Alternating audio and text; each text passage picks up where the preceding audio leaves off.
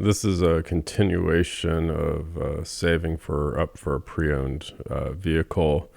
The last update I did was over a year ago, and I still do weekly contributions into this fund.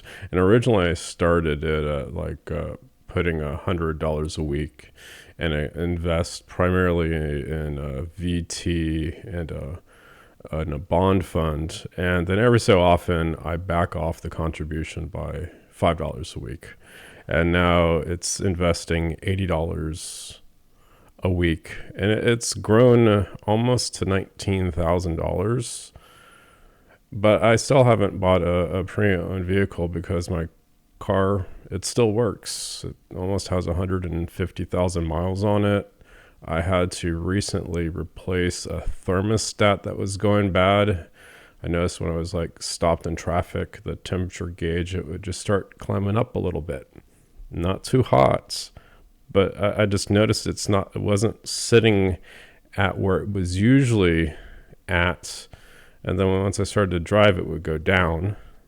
But sometimes if we're stopped at a stoplight, it would go up, and I would start driving, it would go up, and then it would go back down. And that cost $700 to have that replaced and have the coolant flush. And now I have to get a transmission flush, which I'll do the next oil change.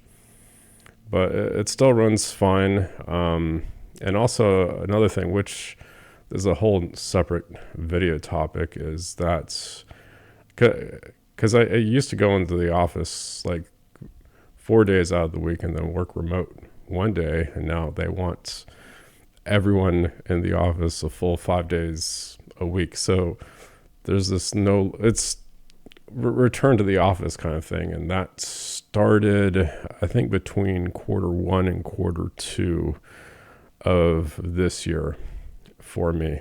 So things are back to the pre 2020 grind. But that's a whole separate video conversation. But right now, I'll let it continue through the end of the year, and then I'll back it off another $5 a week. And so instead of $80 a week investing into the new car fund, it'll be $75 a week. And also another thing, since I'm doing this in Robinhood, they have all these things like Robinhood Legend, 3 days left, get more out of Robinhood, I can trade crypto. I'm just ignoring all that stuff, and I'm just investing in VT and a bond fund, which used to be a world bond fund, and then I accidentally put it into the US bond fund, but I'll just leave it there.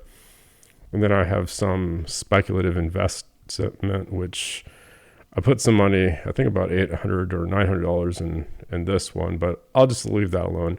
And one of the problems I have is once I kind of start this going and you kind of reach where it needs to be, I find difficulty in stopping.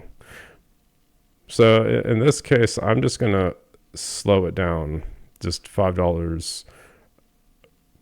I'm just going to decrease it $5 a week, let that go, and then decrease another $5 and another $5. And then eventually it should easily, well, already right now it easily covers getting a pre-owned vehicle.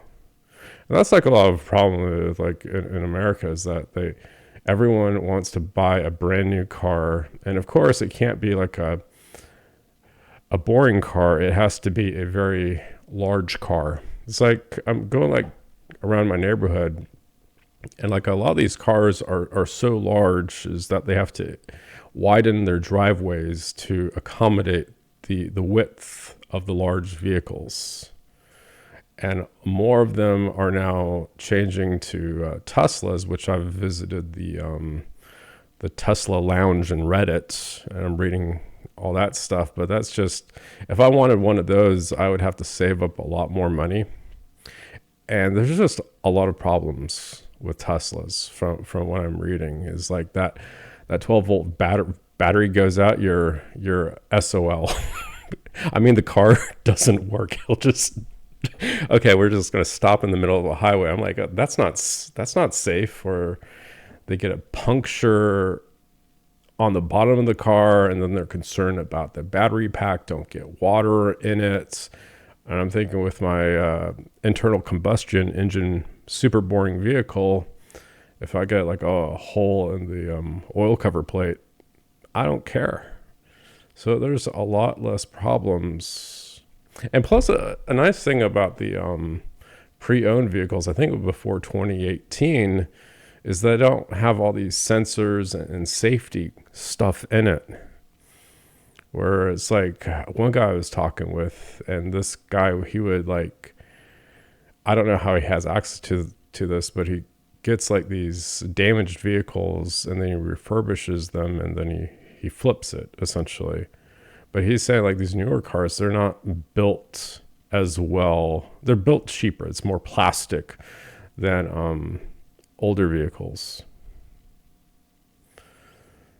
So I haven't actually gone. I think I can get at least another $50,000 miles out of my current vehicle. I want to see if I can get up to 200,000 miles, and then I can just switch over to a pre-owned vehicle, and then take that one and ride it into the ground again.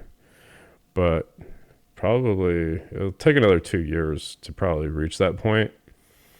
And in the meantime, this account's going to just keep growing over time.